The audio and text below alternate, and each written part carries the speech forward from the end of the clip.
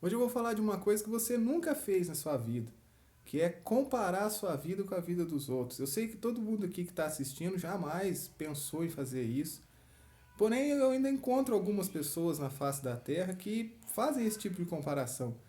E essa comparação ela não é correta, ela é prejudicial à nossa vida. E o primeiro erro tá que quando a gente vai comparar alguém, geralmente a gente rebaixa aquela pessoa, né?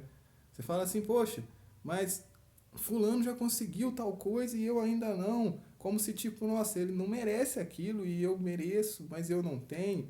Enfim, ainda que você faça uma comparação com alguém e não seja pejorativo, a questão da comparação em si, ela é errada, ela é algo que vai acabar entristecendo você, que vai acabar olhando, fazendo você olhar para a sua vida de uma forma errada. Olha o porquê disso. Vamos ler lá o Salmo 139, versículo 16. Os teus olhos viram o meu corpo ainda informe, e no teu livro todas essas coisas foram escritas, as quais iam sendo dia a dia formadas, quando nem ainda uma delas havia.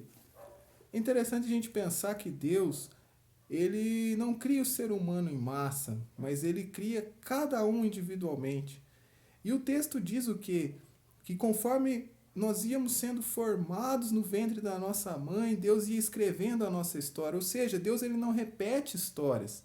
Não é porque uma pessoa já alcançou algumas coisas e você ainda não, ou você já alcançou algumas coisas e aquela pessoa ainda não, que você deve usar isso como um parâmetro de comparação, como algo para julgar se a sua vida está certa ou se a sua vida está errada. Quer ver um exemplo bem claro? Eu tenho aqui duas frutas. Uma banana.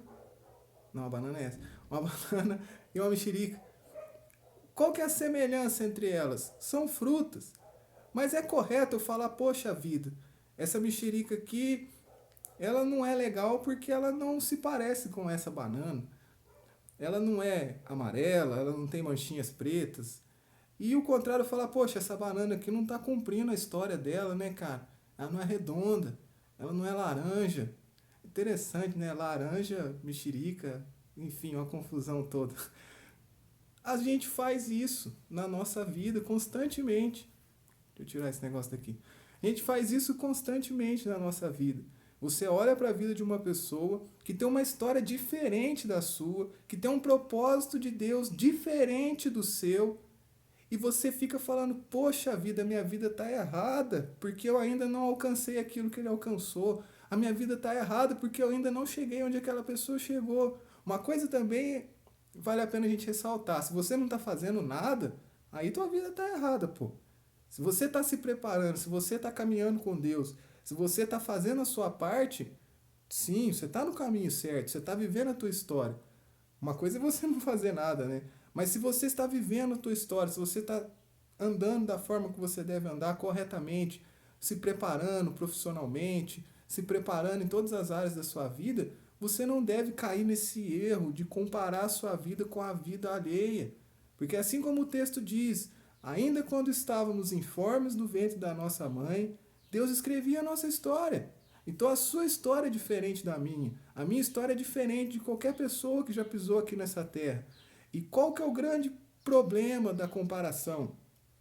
Ela vai nos entristecer, ela vai fazer a gente achar que a nossa vida não está legal e eu vou deixar de viver uma história única. Imagina só, você já parou para pensar que a sua história é única? Que ninguém que já pisou nessa terra e que ainda vai pisar pode viver uma história igual a que Deus preparou para você viver? A única coisa que eu e você precisamos fazer é o quê? Parar de olhar para a vida das outras pessoas, parar de comparar as conquistas dos outros com aquilo que você ainda não alcançou, ou aquilo que você já alcançou com aquilo que outros ainda não alcançaram.